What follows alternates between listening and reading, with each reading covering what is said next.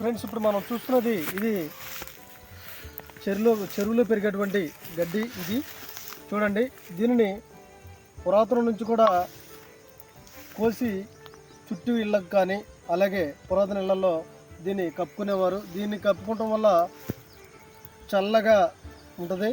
అలాగే చూడండి, ఇదంతా కూడా చెరువులో పెరిగేటువంటి గడ్డి. ఇది చాలా బాగుంది.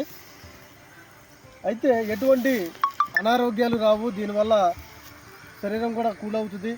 పురాతన గతంలో మనం చూసినట్లయితే తాత ముత్తాతల కాలం నాడు అప్పట్లోనే ఈ యొక్క గడ్డిని ఉపయోగించేవారు. ఇప్పుడు ఇది రాను రాను కనుమరుగైపోయింది. ఇప్పుడు మనం ఆంధ్ర తెలంగాణ ఛత్తీస్గఢ్ బార్డర్లో గిరిజన ప్రాంతంలో ఉన్నాం. వారు ఈ యొక్క పంటను గడ్డిని కోసి కట్టలు కట్టి కుప్పలుగా వేసి ఎండిన తర్వాత వారు ఇంటి మీద కప్పుకుంటున్నారు. చూడండి, ఇప్పటివరకు మన ఛానల్ ఎవరైతే సబ్స్క్రైబ్ చేసుకోలేదో సబ్స్క్రైబ్ చేసుకోండి. మరిన్ని వీడియోల కోసం లైక్ చేయండి, షేర్ చేయండి, సబ్స్క్రైబ్ చేయండి. Thank you one and all. ఇప్పుడు చూస్తున్నది చెరువులో పెరిగేటువంటి గడ్డి అంటారు. ఇది పూర్వం ఇదే గడ్డిని మన పూర్వీకులు చిన్న చిన్న ఇల్లు కట్టుకొని వాటి మీద వేసుకునేవాళ్ళు. ఇది వేసవికాలంలో ఈ గడ్డి అనేది చాలా చల్లగా కూల్గా ఉంటుంది. చూడండి, ఈ ఈ వాతావరణం అన్నీ కూడా ఇక్కడ ఇది చెరువులాగా ఉంది. ఇక్కడ ఈ గడ్డి కోసి ఇక్కడ కుప్పలుగా వేశారు.